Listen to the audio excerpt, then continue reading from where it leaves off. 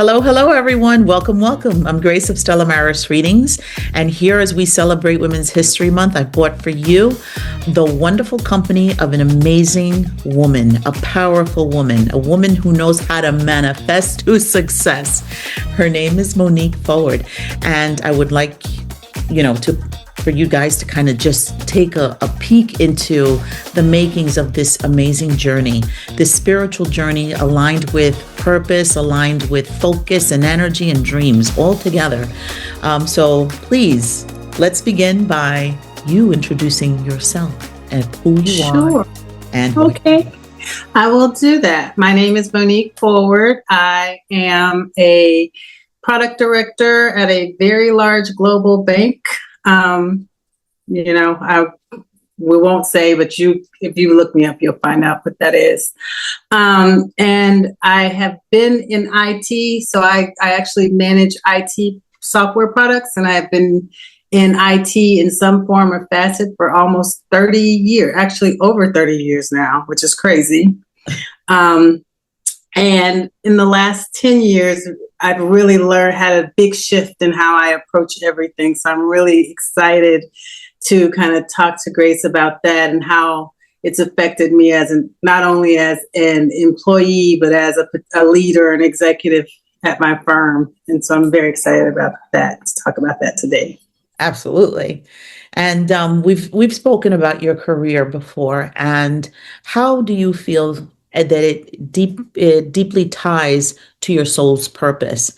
And what did you have to unlearn to return to your true design? So I feel like how it ties to my soul's purpose. I have done a lot of deep digging, trying to figure out what is my purpose at some point other than just being here.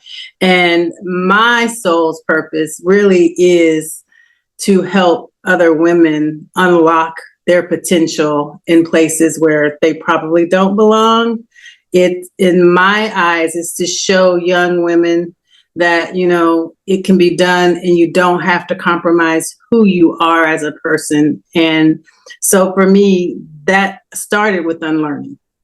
Very much so. Very earlier in my career, had very much tuned in. I'm a Gen X baby, so the 90s was when I was coming of age. And back then it was a very cookie cutter box that you needed to fit into. If you wanted to be a leader, especially if you wanted to be a woman leader, it was almost asking you to be a man, right? If you want to lead and you want to do this, then you should adapt the habits of all the things that men are doing, which meant being less feminine, which meant no colorful nails, no long nails, no glamorous hair and makeup, almost trying to just dull yourself down and not be who you are.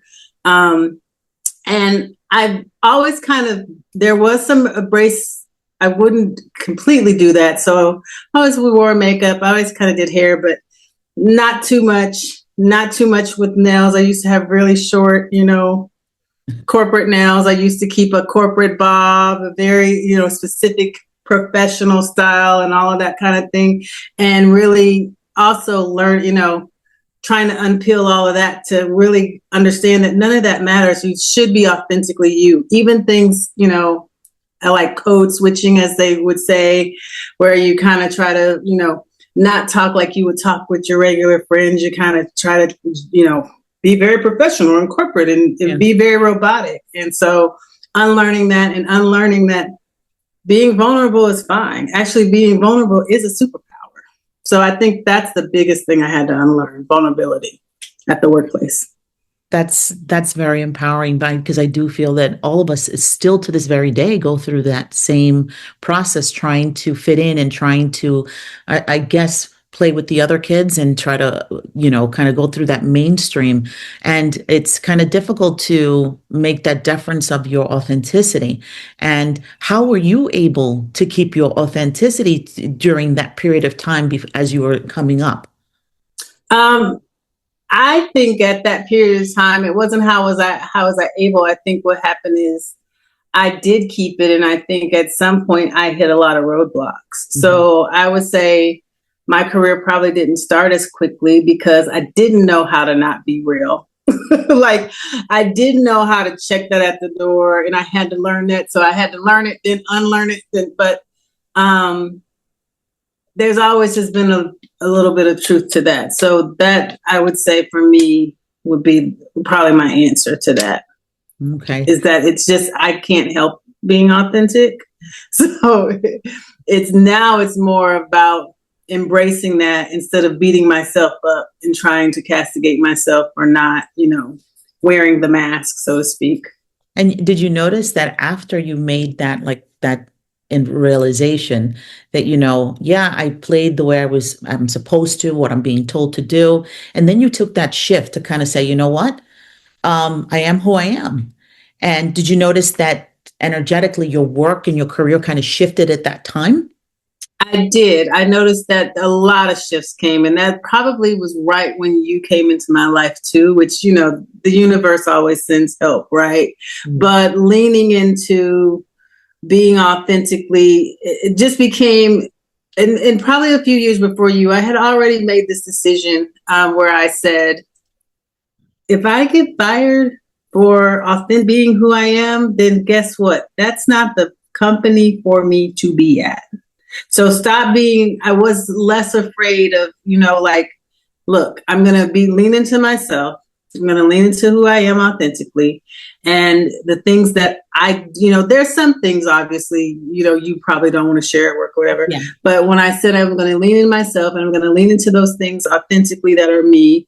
And if something happens, because that's always the fear, right? Oh, I'll do this and I will get laid off, or if that happens, then guess what? That's not the place for me. And, meeting you, I started to realize not only is that not the place for me, I don't have to worry, because that means the universe is rearranging the world to provide a new place for me. That means my spirit team is changing things around and protecting me. Rejection is protection, all of those kind of things, and making a place for where I can be me, because it does. In my mind, I always say the universe honors authenticity, always, more than we know. That's beautiful. And that's very empowering. And you could, like, as you're explaining it, it's like you're going through all that process. And as it's happening, you are open to it. So you intuitively just followed, and you're kind of working already with the universe. So in that aspect, how do you rely? How much did you rely on prayer, astrology, and spiritual support? And how do these practices practically guide your leadership and decision making? So, like you said, we started to talk and it kind of expanded that way. But how did that lead you to making like some major decisions? Well, prayer, since I had a praying grandmother. So I grew up in the Baptist church and praying and always interceding and prayer and those things. Really, I think when I got to you was opening my mind up to less of the dogma around that Southern Baptists have about what's demonic and what's not and all of that stuff, but actually opening myself up to the whole idea that God is source and God is creator of everything. So how could anything be bad if, and when I think about like astrology, I think about the world, millions of civilizations use astrology to do all kinds of things, even though people may not believe that. I mean, Egyptians use astrology. I mean, it was just every civilization. If you look to the stars, because the stars are key. And then when you talk about spiritual practice, your ancestors are a key. We have been venerating ancestors, and whether you call that or not, we've been doing that all. So then unlocking my mind to the fact that that's all at my fingertips, right? That's all at my fingertips to do. That was the first thing. And then how do I use it? People always say, well, are you out there, shuffling tarot cards before you make a decision on? No, I use it as a fortification of myself. So my prayers are always around, give me discernment, give me the things that I need, the skills that I need, put those people in my path to help me learn those things, the leaders that I need to influence, give me favor with those leaders. Like, it's never about the actual task at hand. It's about fortifying your person so you can make those decisions and feel empowered that you've got the discernment you prayed for, you've got the favor you prayed for, you're protected when you're protected, and then you can make those decisions. And even if those decisions aren't great, you still can navigate those decisions because, again, vulnerability is one of those things. No one is always right. So then you also know how to navigate those situations if they don't turn out like you thought they would. You are practicing on point, manifesting with the divine, creating with the divine, having those conversations, because as you're talking about prayer and talking about spirituality, just validating your intuition, validating what you already know, is a wonderful note to show that that's what creates success, being open that way. And people should be less on the fear aspects of things and just kind of listen more to the rhythm of their soul, their vibration, and kind of just communion with the divine. And that shows, I think that's the success that I find in most women when we talk about this, that they all kind of share that thought, that practice. And you described yourself as a living blueprint. What does it mean to lead through your presence rather than just your words? It means that your present, to me, it means alignment, total alignment in what you do. Because what I don't want to do is I want to be able to speak something and people be able to grab a real world, example from something, whether it's me involved or me on the fringes. It means alignment with what I say. Yeah. So not just saying things, but when I say things, if it's something I say, I know I'm going to have to be able to do this, or if I give my word, I'm going to have to be able to be truthful about that. And I'm going to have to be able to be transparent as much as I can in places and not places, because it really differs depending on, who your stakeholders are, especially at a large firm that I'm in. But to me, the practical guide is really walking your walk, the same way you've talked your talk. Exactly. Transparency and truth, communication. Yeah. And that way everybody knows what the goal is, the mutual goal as a team, as a company, as people who come to share their talents with the same core vision of progress and movement. So that's excellent. I think that you show a great example and positive example of the strength in your communication skills and being very truthful to yourself. And there's nothing to hide in that. And I think that everybody works well from that point. There's no way to go wrong, I think. Right. Exactly. All right. So the next question is, as a beautiful, and I mean beautiful Black woman executive in the executive leadership, how do you navigate success that wasn't built for you in mind while staying aligned with your truth? Might have not been built for you in mind, but staying, aligned in your truth. I think the first thing has to come to grounding. You've got to ground yourself, and you have to be self-assured in who you are, what you are, who you are. You also have to be self-aware, because like I said, we're not always right. So I have a lot of mentees at work and outside of work that talk to me, and I will often say things to them like, well, I wasn't in the right package for them to hear what I was saying quite yet, right?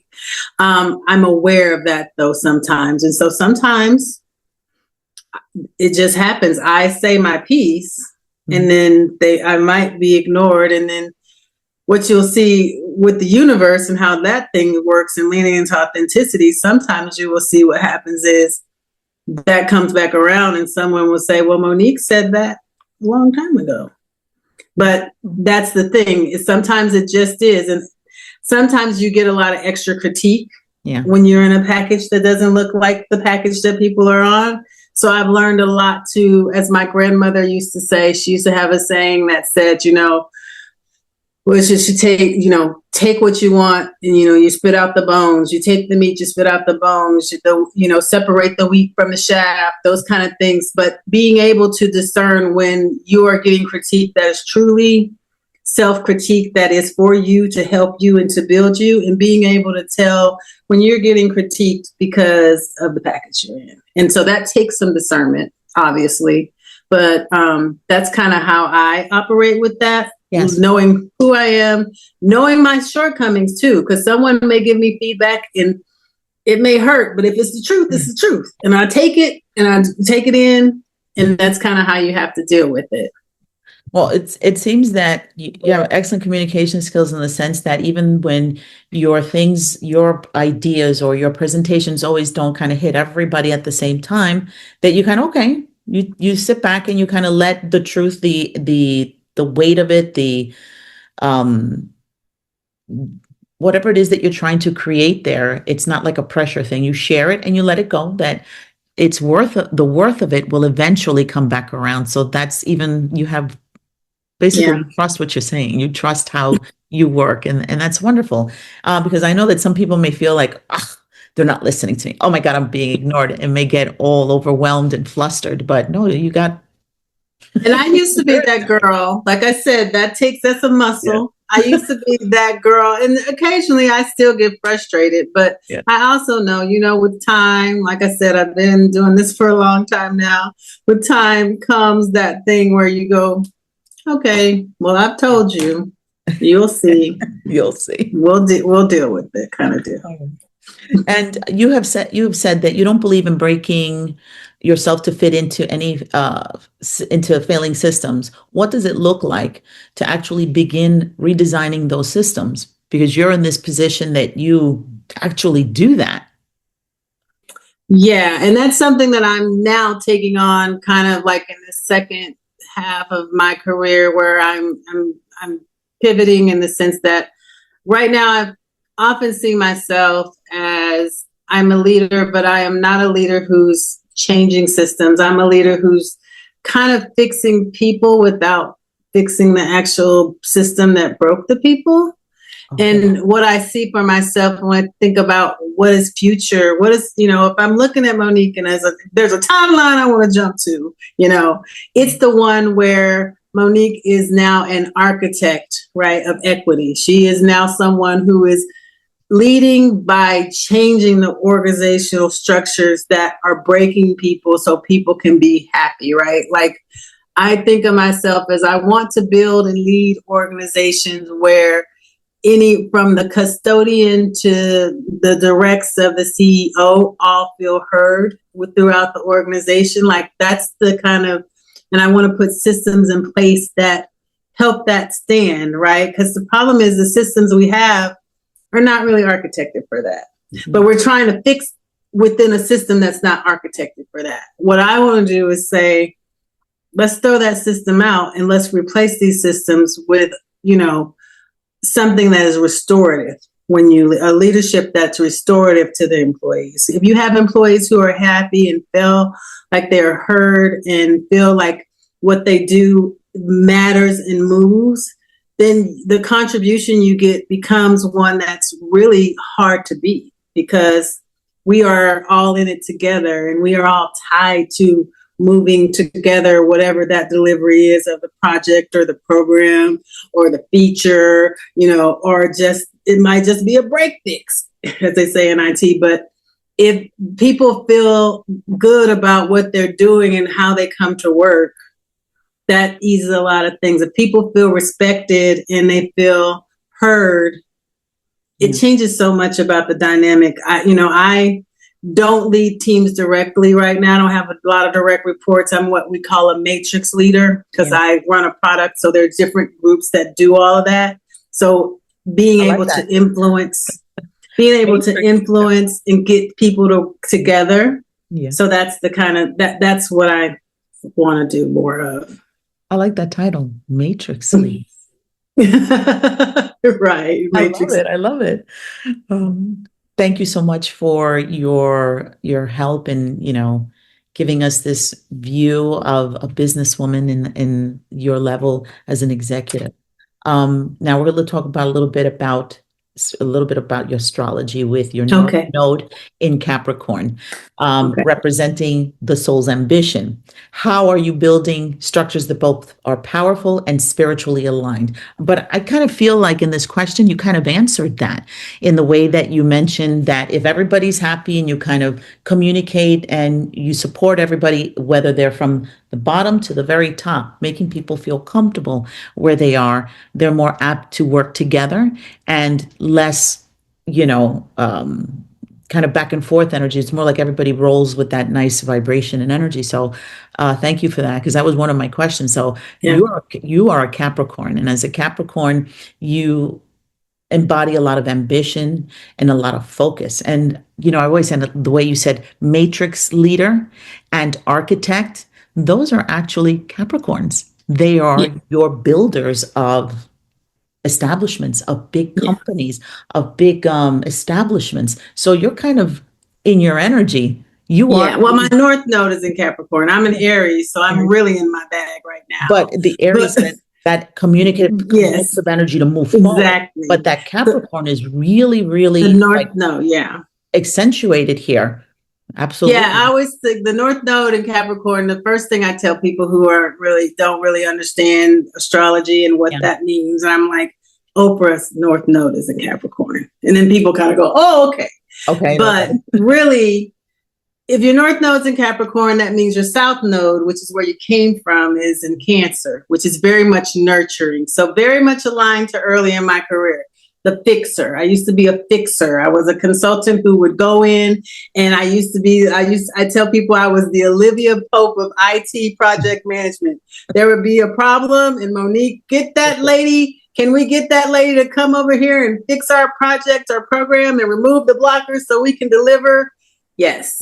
And now if we talk about the shift, and the North Node in Capricorn, like you said, is about building, about creating structure, about doing all of these things. So I now move from parenting in Cancer to architecting, right? No longer am I fixing. Now I want to architect systems that stop these processes. I want to, value resource optimization. Let's say that, it's one of those things where I kind of move from there. And then, Capricorn's a lot about integrity and respect. So, I've earned my stripes now, so to speak, where I'm at. So when I speak, people kind of listen now because they kind of understand, oh, wait, she kind of knows what she's talking about, blah, blah, blah. So it really is a shift from nurturing to now architecting and building and creating things that I don't have to nurture people who've been wounded by the system. I can create a system that doesn't wound people just, crazily. So that's the gist. Yeah, I like all those titles, but it's incredible, to see where from you started and how you've developed all these skill sets, and it's in motion, it's in experience, and it is in also those nurturing parts of you. So as a woman of color, as a woman in all aspects of because you're a woman, but you have different layers of you, how you've incorporated that into your work, and the love and appreciation and the nurturing that you put behind your work is just exceptional. It's beautiful to see. So thank you for sharing that with us. Thank you. And this is where we come to that question about divine femininity. You speak about infusing divine feminine restoration into your leadership. And my question is, what does that look like in sometimes very traditional, rigid environments? So it kind of looks like, and I did take some notes on this, but I'm going to try not to look at my notes because I really want to kind of come straight off the cuff. But I will say the biggest thing, I think I've already talked about it. Divine feminine is about letting those things come to you, about putting it out. And, because in knowing that your ideas start the show. Because as we know, the feminine energy is creation, womb energy. It's not, although, the world is trying to teach us and we have to unlearn that is not masculine and against feminine. It is feminine is where that's where you have the ideas, the inception. Masculine is the execution. Earlier in my career, I was very, I'm an Aries, obviously, so I was very more masculine aligned. And I thought it was a lot of the things that were feminine. I kind of was like, you don't need that, because I was very, you just need to go and build in, but you don't. And you don't need to. Pushing and pushing and pushing is not how you get people to that's not how you influence people. Let's put it that way. They don't cooperate. I have lots of male engineers who I work with, because I'm in, technology. It's mostly predominantly male, and I will watch them try to bully people into doing things, and I'll be like, that's not how you're going to get people to do things. You have to. So when I say about my divine feminine, it's more about leaning into the ability to include people. Someone once told me, one of your superpowers is that you include everyone. You make everyone feel included. And I was like, I don't know if I make everyone feel included, but I know who to include to get something going, because I pay attention. Again, a feminine aspect of kind of sitting back, observing, taking in, the feminine takes in, but taking in the surroundings. So a lot of times I will observe. And so if there's something I need to know, I'll be like, oh, I remember that guy really impressed me. He really knows a lot about this. Let me go off and talk to him and see what his stuff is.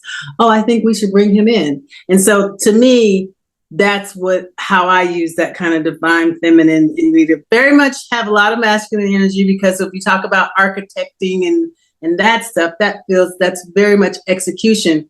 But the divine feminine is not chasing after things, but you set your quality, you set your goals, you set your things, you have all of it listed. And some of that is going to come back because you've already done the homework and done the kind of research to put it out there. Beautiful. It's like sun energy. It's like you're the source, and everything will come to you that wants to get warmed up. Exactly. Everybody who wants to feel some of that sun. And that's a good thing, to feel like you're the sun, having that positive, creative energy within that draws people closer to you to want to be with you. And it is true that you, like they say, you get more bees with honey. And the more you nurture and listen and cooperate and are that source, people would want to work with you. And that's wonderful to harness that gift and that ability. So girl power. Girl power. It's girl power. So you describe being a healer in a suit. How do you integrate healing into high-level corporate spaces in a way that feels authentic to you? It's very interesting, because that is a new concept that I am working on. Like I told you, I'm doing this big pivot in leadership. And I'm also teaching myself how to use AI, despite everyone hating AI. It's not going anywhere in my field, and I need to know how to harness it. Mm-hmm. And one of the things I did to teach myself that, as we kind of started talking about my pivot, and like I came and I was like, look, I'm a woo-woo girl who's in this hard corporate world. How do those two match? And it's like, you're like a healer in the suit, right? Yeah. And so for me, what that really means is, I'm a healer from the sense that I want to build systems. I want to lead in a restorative way. I want to heal the kind of things that are broken. And the suit part is I want to do that through designing and architecting systems. That's very, very, very, suit stuff, right? The healer stuff it's all the woo-woo, but really what it is saying is, I want to take the woo-woo and I want to kind of rationalize it in the sense of, here is how it fits in this data-driven IT world. Like even something as when we talk about being data-driven, there's still intuition and pattern recognition. Pattern recognition is intuition. So I want to take data.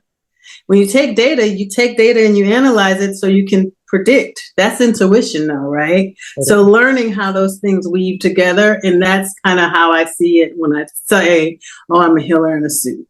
Oh my goodness. That's where your astrology comes in, your spiritual intuition, you're getting into that spiritual metaphysical aspect that it all comes together for you.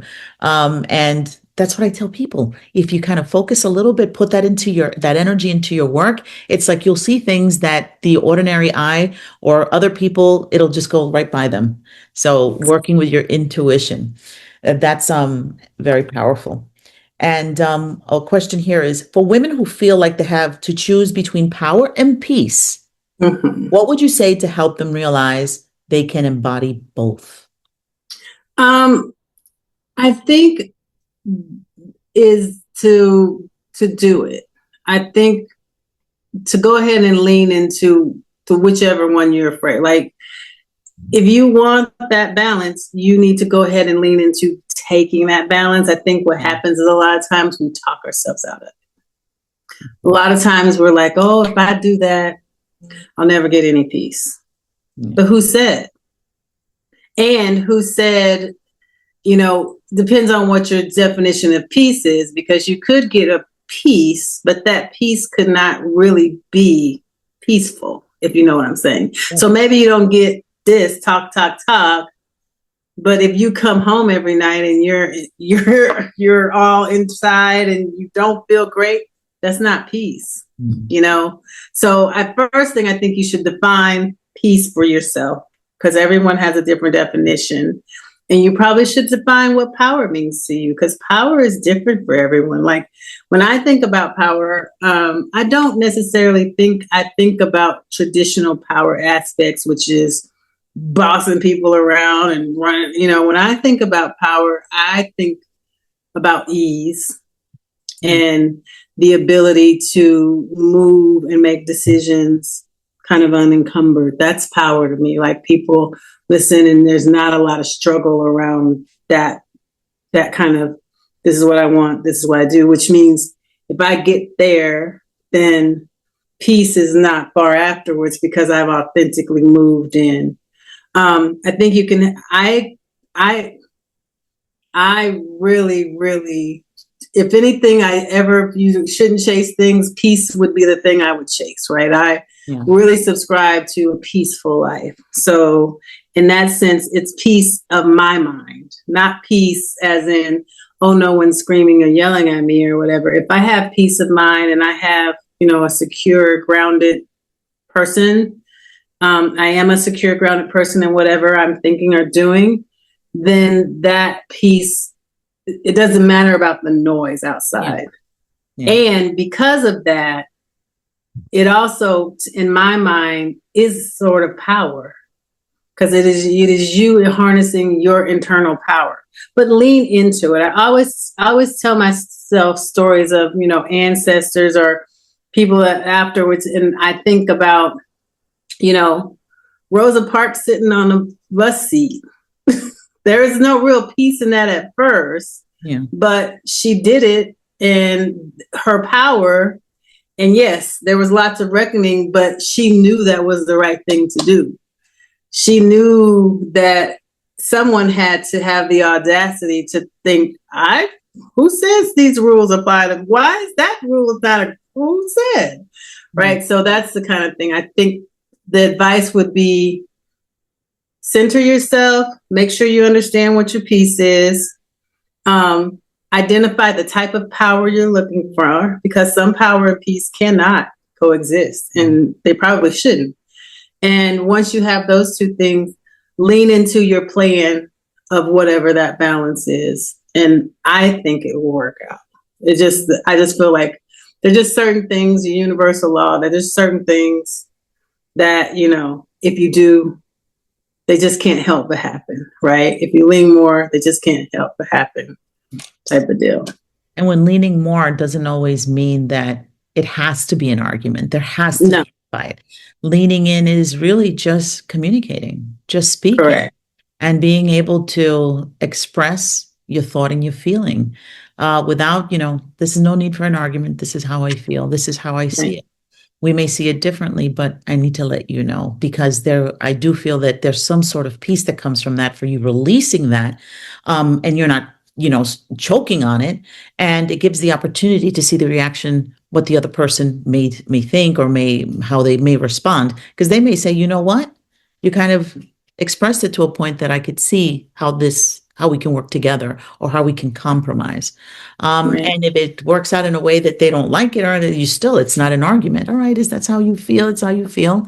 We can still work together. You do your part and I can do my part, and we'll see how we can, later down the road can kind of communicate and work together and see if this may fit in a different way. Or So you leverage someone. I have no problems with leveraging someone who's above me if it's a colleague, because, okay, well, I think you this way and you think that way. Let's ask this person who's above us what way they want us to go. exactly. That way, no one gets tied or attached. But very much so, like you said, it doesn't always have to be this argument. Yeah. It doesn't always have to be a fight.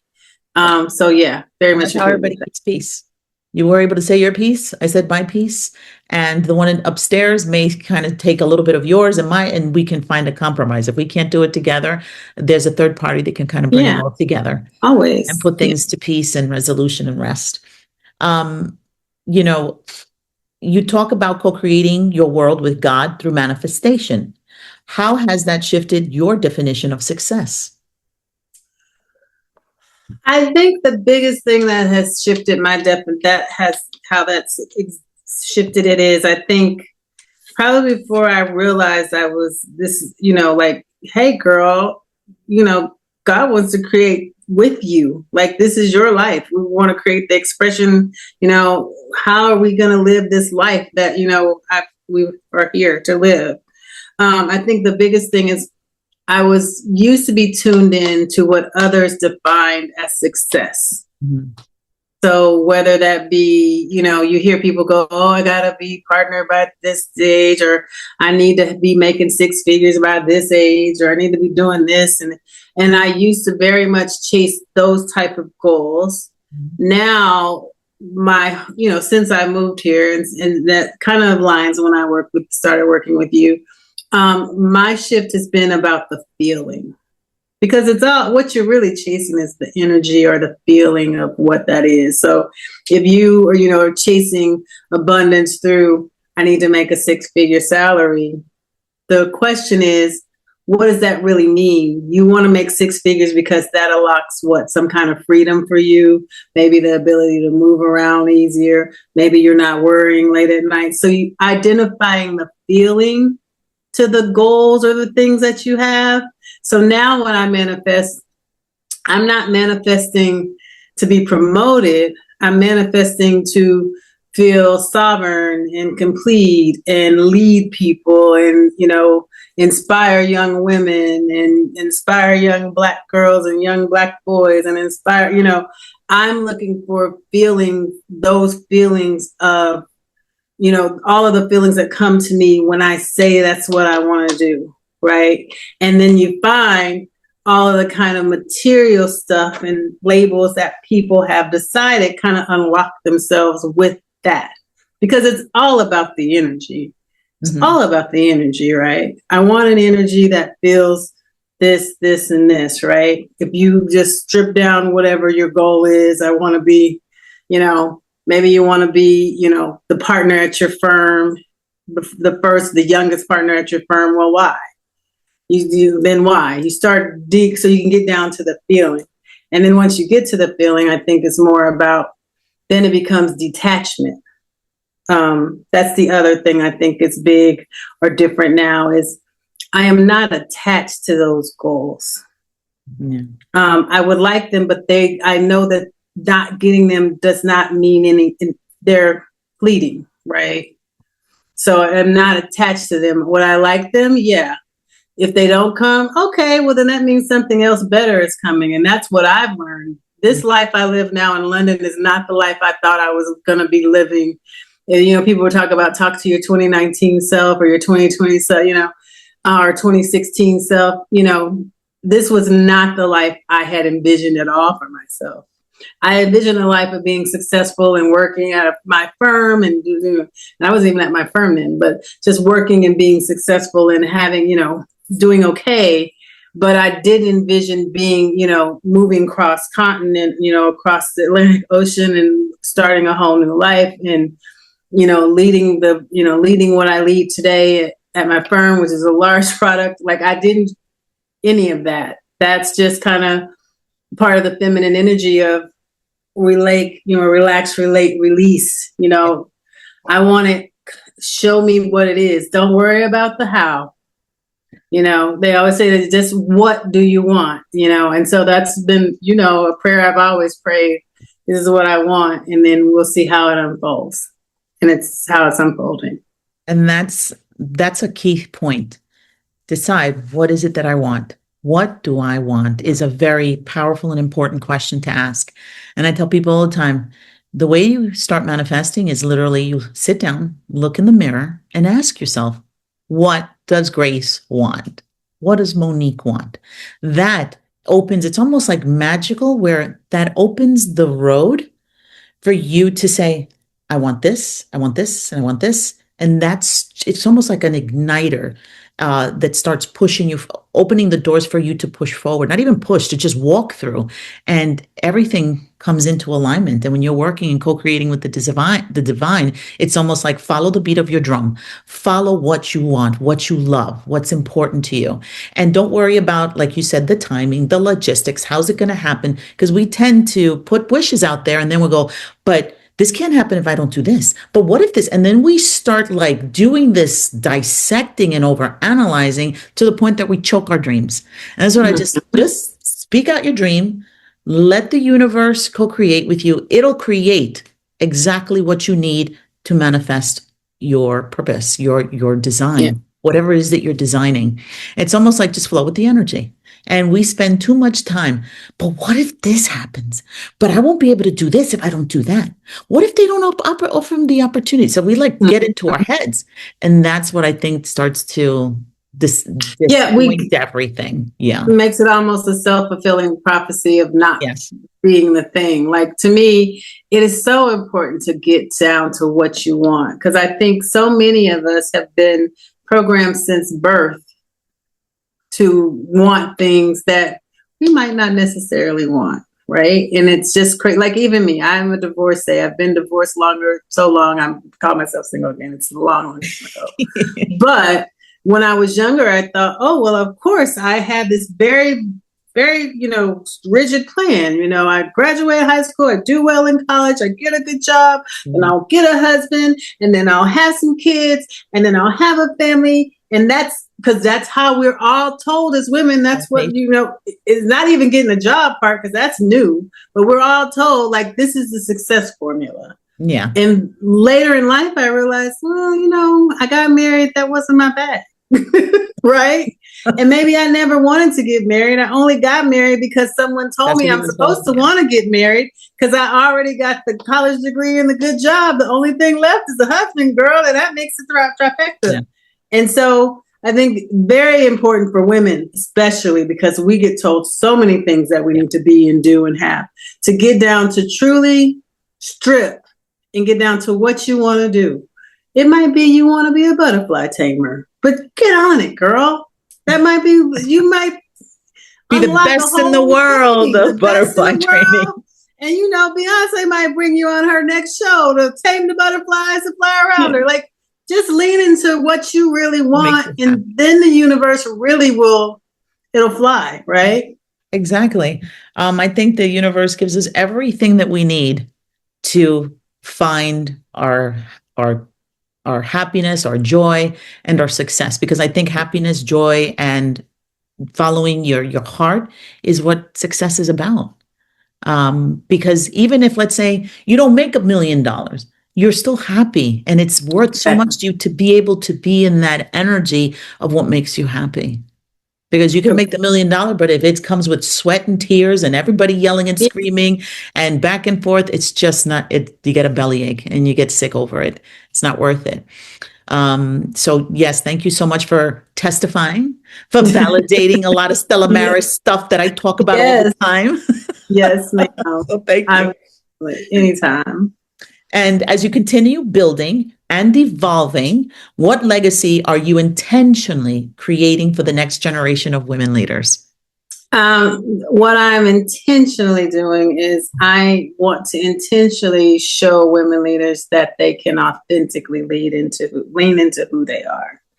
And that's really any women leaders, non-binary leaders, especially, like, I want women, especially women who look like me, to understand that you do not need to fit into this neat little box in order to do it. And if people are telling you that, then that's not the road you should be going to. Right. And you know, I've traveled down that road. So I'm not saying that you can happen, but you will have to get it. So what I want to be able to do is to leave, you know, kind of this impression or lasting impression that says, well, she did it and she didn't do this, this, and this. And, you know, how, so it can be done. I don't have to do this. I can be, you know, you can be a little Black girl from, you know, a small country town in Texas with her weekends in a big city like Houston and still manage to get across the globe. And like I said, work for a top tier firm and, you know, be in a high senior level leadership and be heard. I often am the only woman in the room a lot of times. I'm often I went to a conference in Amsterdam, a tech conference recently, and I was the only Black woman client at the conference. They had one other Black woman who was working the conference. But other than that, sea full of just me as a few women here and there. But I was the only Black woman, which, you know, being the only in this day and age is kind of like, oh. But I was in Europe, you know, Amsterdam, so it was interesting. But I was happy to be there because I want to be able to show some little girl out there. When I was a little girl, like I said, I didn't want to get married, but I used to pretend that I was leading companies all the time. I used to watch Young and the Restless with my grandmother, so I used to pretend I was leading Jabot Cosmetics, and I would be an executive talking to Victor Newman. Like, that was oh my God, we have parallel universes here. I think I did the same as well. So, it's so crazy. I named my kids after some of the characters. See, Y&R is one of those shows, man. But yeah, I think that that's it. You've got to just do that, I think. But thank you so much just to be able to hear you and just talk to you. And it's an inspiration to all women. And I'm just so honored that you took this time to sit with us and to be able to sit with a high-level executive, one of the top 5 companies in the world in finances and success. So it's wonderful. Thank you so much. It's such a great pleasure. And I know that this is going to help others who are moving through these same these same steps as they're moving up in their careers, because it could be sometimes discerning, there's almost like it's stressful to kind of deal with the personalities and the energies. And we are still kind of moving in that patriarchal society. It hasn't kind of softened. You would think it would soften to this. So with all the years that we've had women's suffrage, and even from that time to women in the workforce. And it's still kind of a hard sell to try to move up through these channels. So thank you for being where you are, because I know that you're opening doors and helping others have an accessible opportunity to get to these places, and to be a woman as beautiful and ethnically of a woman of color is just beautiful, because I'm a Latino woman. You are a beautiful Black woman, and to be able to be in positions that we say you can do it, it's just a testament to the power of the feminine divine. So thank you for sharing with me. And you know what? I feel like you need to be at my lives here and there, and we should got to do this more often, because finance and technology is not a place where a lot of women get to thrive, and the door doesn't always open as wide for women. So for you to be there, it shows that you are a darn big soldier to be able to get there. You're not just any, a pretty face, or you're not just like, oh, we need to just let one person in just to have the balance. No, it shows that it's your hard work, your knowledge, your intelligence, and all the work that you put into where you are today.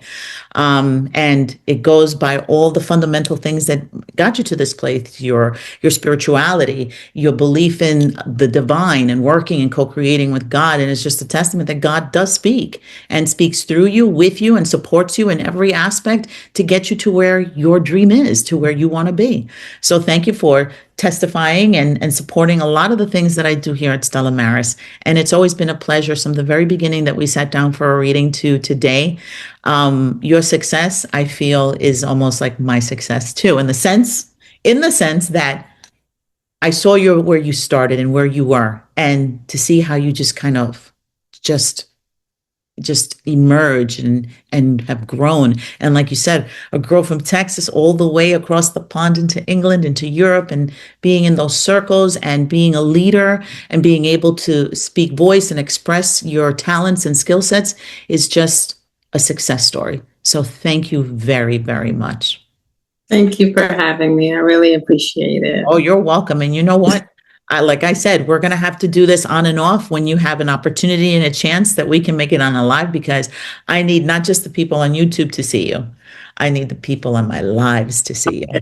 So we're out of Mercury retrograde. So that was a killer. That's why we're doing it on YouTube. So as we go a little further down into the year, see when we can get together and possibly do this on a live, because I think that what you have to say is just extraordinary, wonderful, and very inspiring to others. Because I do feel that we have a lot of girls who are trying to make it in the business world, and they always feel like there's a lot of walls and a lot of doors that, they have to bang on to be able to get in. Yeah. So I think you're a wonderful example. And I know Maddie hears and she's like, because she's an inspiring woman in business too. So Thank you so much. I truly appreciate your time. Thank you. Thank you again. And thanks, Maddie. I know you're off camera, but thank you guys for helping me so much. All right. Well, thank you everyone for joining us today. I hope that this was immensely inspirational and helpful for all those who are inspired to want to expand and to grow. Thank you again. Thanks. Bye, guys. All right. Bye.